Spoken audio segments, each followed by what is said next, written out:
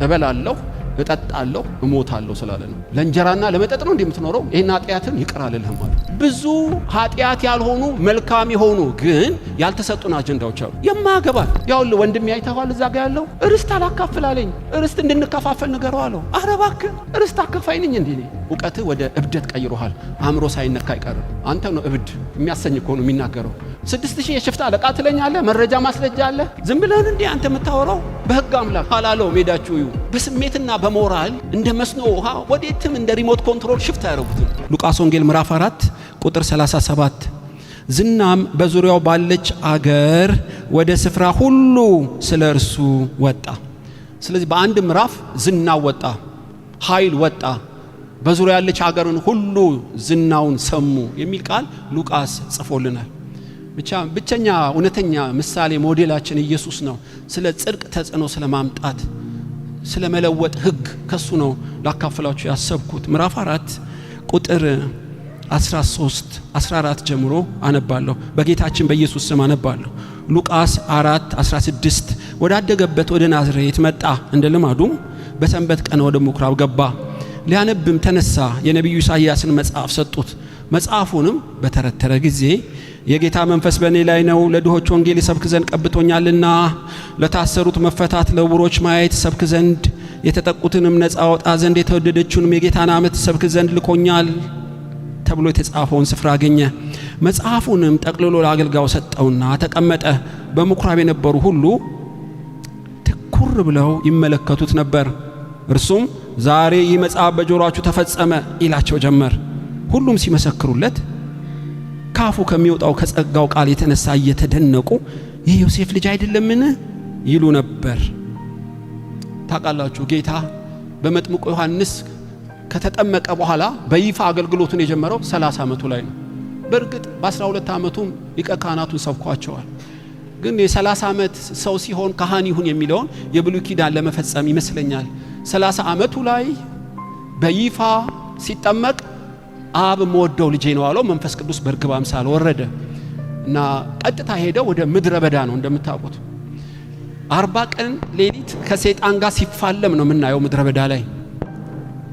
ስለዚህ ገዢውን በጨለማውን ሰራዊት የህዝቡን ሁሉ አእምሮ የያዘውን በአይን አምሮት ስጋ ፍላጎት በነፍስ ትምክህትን የመጣበት ድንጋዩን ዳቦ አርግ፣ ብትሰግድልኝ ይህን ዓለም እሰጥሃለሁ፣ ከተራራ እስቲ አምላክ ሆንክ ወርውር እያለ ቢፈትነውም ተጽፏል በሚል በእግዚአብሔር ቃል ነው የዘረረው እንደምታውቁት።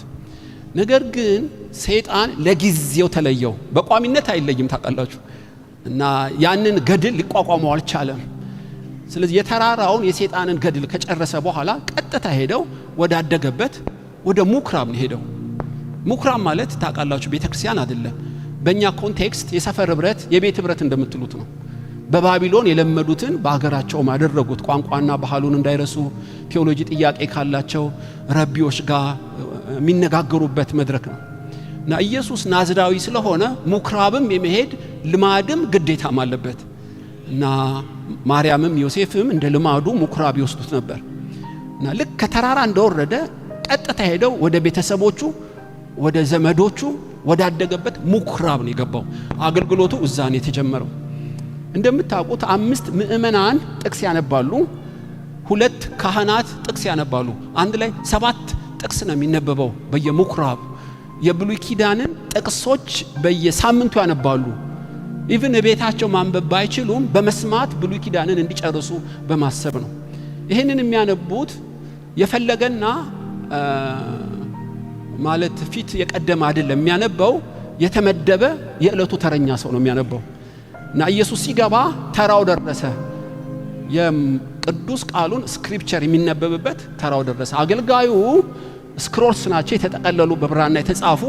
የዕለቱ ተራ ትንቢተ ኢሳይያስ ነው። የኢሳይያስን መጽሐፍ አወጣና ሰጠው። ተረተረው ማለት ገመዱን ፈታው ማለት ነው። የተቋጠረውን ፈታው፣ ማንበብ ጀመረ። አጋጣሚ በሚመስል ግን የመለኮት ቅንብር ነው ታውቃላችሁ። የዕለቱ ክፍል የጌታ መንፈስ በእኔ ላይ ነው ያለው ኢሳይያስ ስለ ኢየሱስ የተነበየው ቃል ስጋ ሆኖ ሲገናኙ እኩል ሆነ እና ሰበከው። ኢየሱስ ወንጌል ሰብክ ዘንድ፣ የተጠቁትን ነፃ አወጣ ዘንድ፣ የተወደደች ዓመት ሰብክ ዘንድ ልኮኛል የሚለውን ይህ ቃል ዛሬ ተፈጸመ አላቸው። ዛሬ ተፈጸመ። ይሄን የሚፈጸመውማ ከዳዊት ቤተሰብ የሆነው ነብዩ እሱ ክርስቶስ ነው። አንተ ማን ልትልኝ ዛሬ ፈጸምኩ የምትለው እንደማለት ተገረሙ።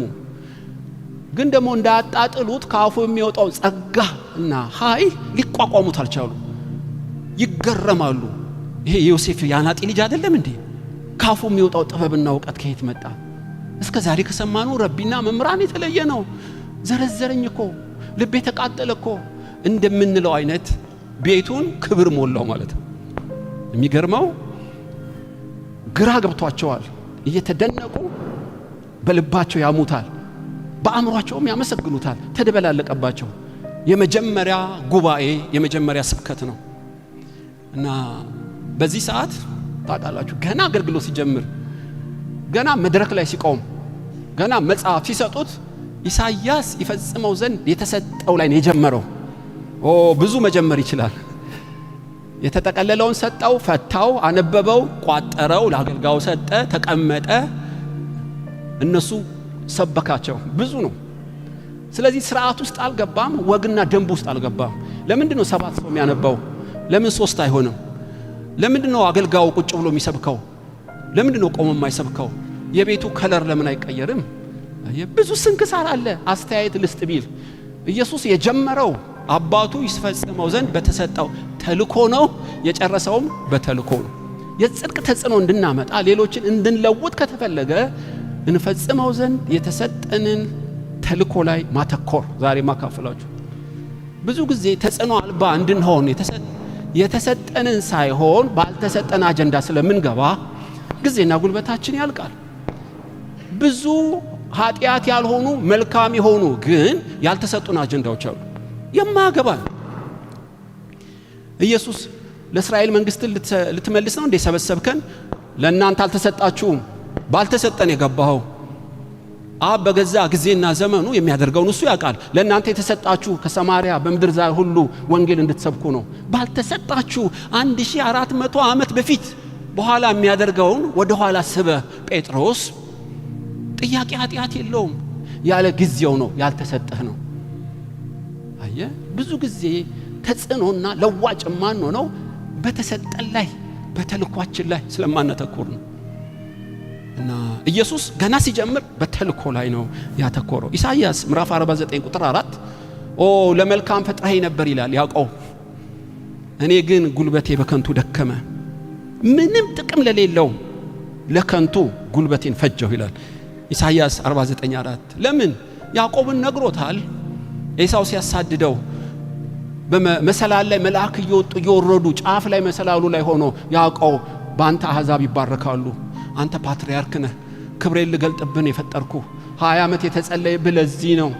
ይስሐቅ ደክሞብሃል፣ ርብቃ ደክማብሃለች። ያዕቆብ ነገረው። ያዕቆብ ግን የጸለየውን ታውቃላችሁ። ይህስ የእግዚአብሔር ደጅ ነው አለ። ሲጸልይስ ምን አለ? ጌታ ሆይ እምበላው ብትሰጠኝ፣ አንደኛ እምለብሰው ብትሰጠኝ፣ 2 በጤና ወደ ሀገሬ ብትመልሰኝ አምላኬ ነህ አለው። እምበላው ብትሰጠኝ። ለምን እንደተፈጠርክ ተልኮን እየነገርኩ እንደ እንጀራ ስለ እንስሳት ትጠይቀኛለህ? ስለ ልብስ ትጠይቀኛለህ? ያዕቆብ በጣም የሚያናድድ ነው። አልገባውም ይመስለኛል፣ አልገባውም። በላባ ቤት 20 ዓመት ነው ስንት ዓመት ነው ቁር ሲበላው ሐሩር ሲበላው ለማን? ለበግ ነዋ። ለማን? ለሴት ነዋ። ለአንድ ለራሔል ስንት ዓመት ነው የተጠበሰው ታውቃላችሁ? እነዛን ሁሉ መንጎች፣ እነዛን ሁሉ 4 ሴቶች።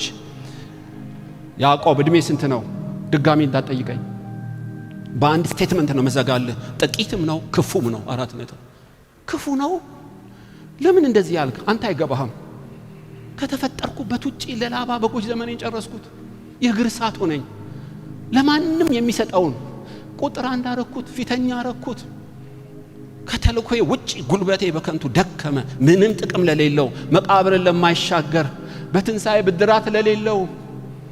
ያዕቆብ ፈርዖን አትጠይቀኝ ድጋሚ እንደማለት ይመስለኛል። ኢየሱስ ግን የለዋጭ በጥቂት ዘመን ዝናው እንዲወጣ በዙሪያ ያለች ሀገር ሁሉ እንዲያመሰግኑት ምክንያት የሆነው ምንድነው?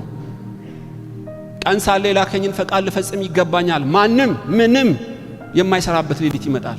እያንዳንዷን ደቂቃና ሰከንድ አባቱ ይፈጽመው ዘንድ በተሰጠው ተልኮ ላይ ነው ያተኮረው። በማያገባው አይገባም። ታውቃላችሁ አንድ ምኩራብ ሲያስተምር ጴጥሮስ ቤት ይመስለኛል ስለ መንግስተ ሰማይ ያስተማራቸው አንዱ እጁን አወጣ። ጌታ ሆይ ጥያቄ አለኝ። ምንድነው ጥያቄ አለው? ያውልህ ወንድሜ አይተዋል እዛ ጋር ያለው ርስት አላካፍል አለኝ። ርስት እንድንከፋፈል ንገረው አለው። ኧረ እባክህ ርስት አከፋይ ነኝ እንዴ? አባቴ ላከኝ ርስት እንዳከፋፍል ነው እንዴ?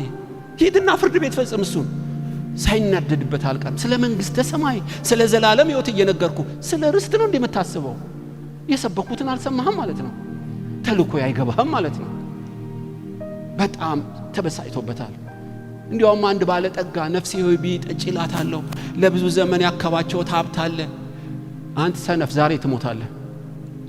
ለእንጀራ ነው እንደምትኖረው? እንጀራ እኮ እግረ መንገድ ነው። ጎተራ ከተትኩ ነፍሴ ሆይ ቅብጥርሶ ለብዙ ዘመን የምትለው ዘመን በአንተ እጅ ነው እንዴ? እንጀራ ብሰጥ እንድታካፍል እንጂ ጎተራ እንድትከት ነው እንዴ?